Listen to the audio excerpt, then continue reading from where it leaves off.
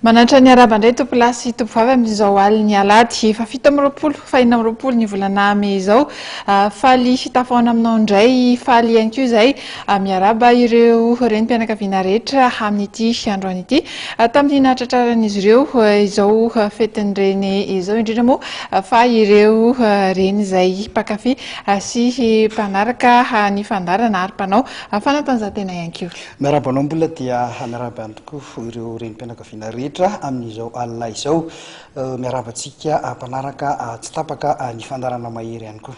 Ny fandarantsika androany izay hiopana betsaka amin'ny diany namana Norbert niaraka tamin'ny ekipany Jetmada tany ivelany tany izay nandray anjara tamin'ny mondial pupille ho an'ny latsaky ny 13 taona nisy ihany koa moa ny fifaninanana ho an'ny latsaky ny 12 taona izay nitanterahana tany Pontieri tany izy ihany koa nefa rehefa vao hafa avy eto an-toerana izay nalaza tamin'ity herinandro ity.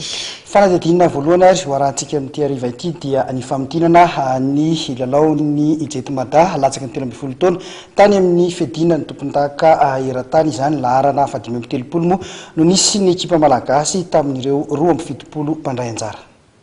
Teto amin'ny tanàna ny Douarnenez no niatrika ny lalao fanitsanana atao anaty vorona ny ekipan'ny Jetmada izay indray tarika tamin'ny Le Havre, Saint-Nazaire, Nancy, Noggins avy any Russie, Erso avy any Belzika, Tarbes ary ny ekipa voafatin'ny Douarnenez nandritra ny fedina ny tompon-daka eran-tany ho an'ny baolina kitra latsaky ny 13 taona.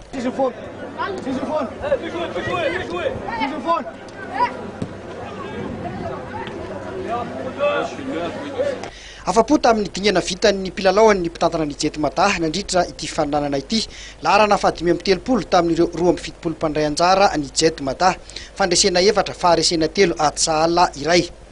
Tsy mifanalavitra amin'ny fahaizan'ireo vahiny ny malagasy raha ny avy teknika saingy hita ho nanome tombony ho an'ny vahiny ny fahaizana milalao amin'ny andro afiorana. Ny ekipan'ny Tarbes no nifanandrana voalohany tamin'ny Jetmada nisaraka atsala ohatrany rototo tao anatin'ny 12 minitra indroa-miditra.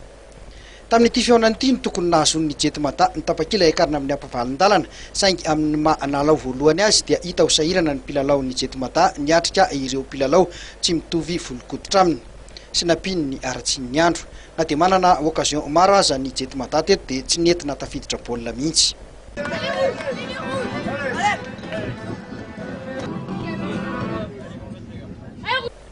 Teo amin'ny lalao faharoa dia ny ekipa ny Saint-Nazaire indray no nifanandrana tamin'ny Jetmada resiny zareo Saint-Nazaire tamin'ny isa 2-0 teto ny malagasy.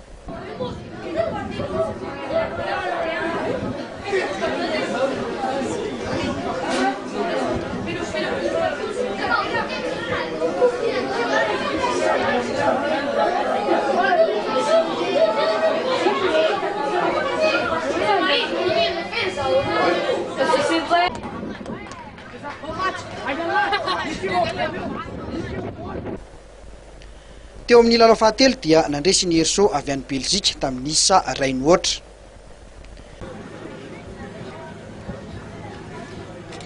Lalao fahaefatra resy ny Le Havre tamin'ny isa 2-0.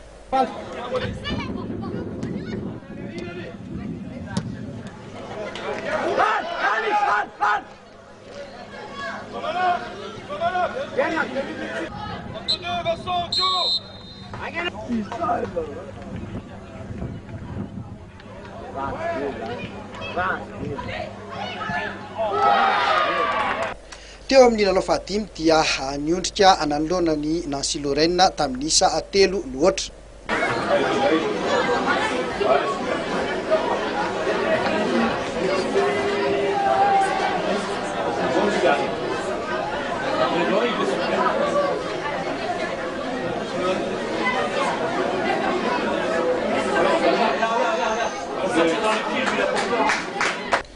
Ary ny lalao fa enina dia nandresy tamin'ny isa mavesatra ny Buenos Aires avy any Argentina tamin'ny isa 4-0.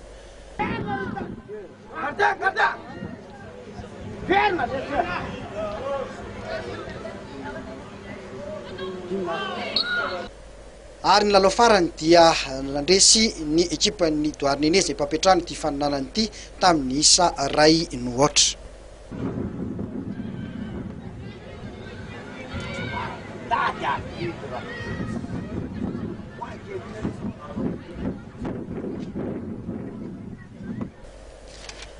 Larana fahadimy no nisy any Jetmata tao anatin'izay fanotsanana teo ato amin'ity centre any Douarnenez ity mivoaka nandresy ny larana voalohany kosa na Silorène sy Le Havre izay niatrika any Ampavalindalana.